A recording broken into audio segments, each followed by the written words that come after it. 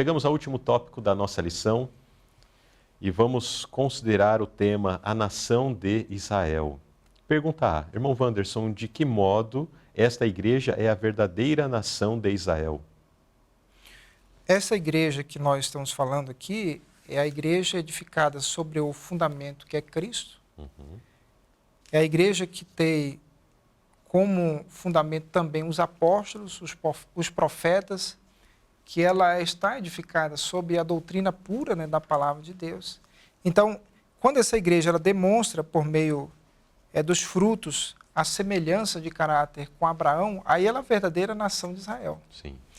Dessa forma, diz-nos lá em 1 Pedro 2, 9 e 5, vós sois a geração eleita, o sacerdócio real, a nação santa.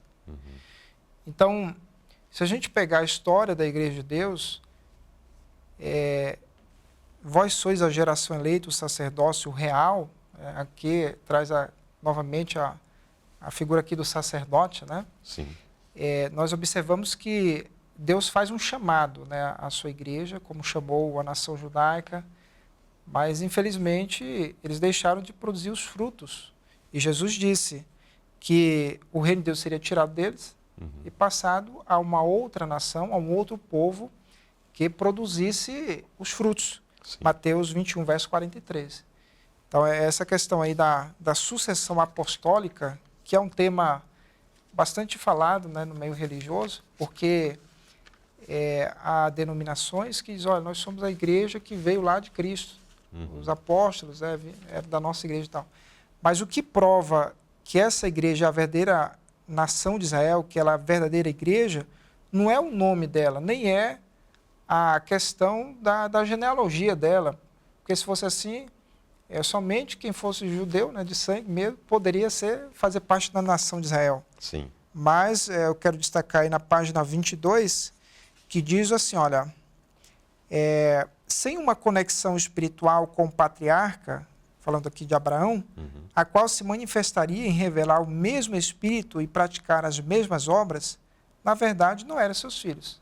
Então muitos, na época de Cristo, né, os judeus, líderes judaicos, diziam, nós somos da descendência de Abraão, e achavam que tinha um lugar já garantido no céu, porque vinha da linhagem de Abraão.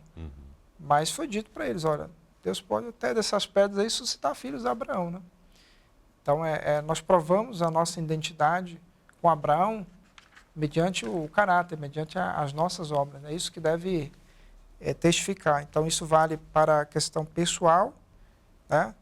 E em relação à questão eclesiástica também, né? A transmissão da autoridade eclesiástica que se baseia numa relação espiritual, não de genealogia, né? Por isso que a gente já viu antes que o sacerdócio de Melquisedeque ele foi superior, muito embora ele não tivesse genealogia e nem mesmo linhagem judaica. Uma sucessão, né? Ali de pai para filho, né? Exatamente. Então, os frutos, de fato, identificam aqueles que são filhos de Abraão, fazem parte do verdadeiro Israel de Deus, né? Agora, como podemos participar dessa nação? Essa pergunta, eu acho também uma das mais importantes, porque a gente já viu aqui qual é a igreja que é edificada sobre o fundamento que é Cristo. E quem participou dessa fundação? Agora, para que eu venha fazer parte, eu preciso ter uma conexão com Cristo. Eu preciso edificar sobre a rocha. E Jesus disse que aquele que pratica as suas palavras, ouve e pratica, ele edifica sobre a rocha. E vêm as tempestades, vento e tal, e a casa permanece firme, né? Então, esse relacionamento com Cristo, esse edificar sobre a rocha, ele é essencial. E, em consequência disso, dessa conexão com aquele que é a pedra fundamental, aí vem o outro passo que também é indispensável, que é o batismo. Então, os apóstolos, ali depois de terem pregado a mensagem, demonstrando Jesus como Salvador, como aquele que foi crucificado e deu a sua vida, né, por nós, eles ouviram a pergunta, olha, o que faremos, homens e irmãos? E então o apóstolo Pedro disse, olha, arrependei-vos e cada um de vós seja batizado. Então o batismo ele é o sinal de entrada, né, para o reino de Deus. Então em primeiro lugar a gente vê aí essa importância de praticar as palavras de Cristo, ter esse relacionamento com Jesus, e também o batismo, né? Ele mostra aí esse concerto, né? Essa aliança que nós fazemos, né? Para fazer parte da nação de Deus, do povo, né? Que vai estar de pé quando Jesus voltar. Muito bem. Irmão Wanderson, uma lição maravilhosa, muitos ensinamentos. Agora, em base disso tudo que nós acabamos de estudar, que apelo o irmão gostaria de dirigir aos nossos irmãos internautas que estão acompanhando esse estudo? O apóstolo Paulo, lá em 1 Coríntios capítulo 3, ele faz uma reflexão que eu acho bem pertinente, e ele pergunta que material nós estamos usando para o nosso fundamento, né? Qual o tipo de material estamos utilizando na nossa construção, se é um material de qualidade, se é ouro, prata, pedras preciosas, ou é palha, feno, enfim, né? Então, pela graça de Deus, hoje nós vimos que o nosso acesso a Deus, ele é privilegiado. Nós podemos ir diretamente a Cristo como nosso sumo sacerdote, nos achegarmos a Ele.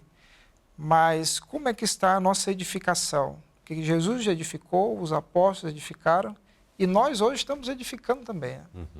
Que tipo de material estamos usando nessa construção? Como tem sido a nossa vida, como tem sido o nosso caráter? Estamos provando, né, mediante o nosso viver, que estamos sendo filhos de Abraão? Então, meu desejo nessa noite é que a gente possa estar alicerçando sobre o fundamento que é Cristo e buscando Jesus como nosso sumo sacerdote enquanto temos a oportunidade, enquanto está aberto o tempo de graça. Então, que o Senhor nos abençoe, nos dê a sua graça, para que a gente possa não apenas estar conectados à igreja, estarmos ligados à igreja, mas sim estarmos em primeiro lugar ligados a Cristo.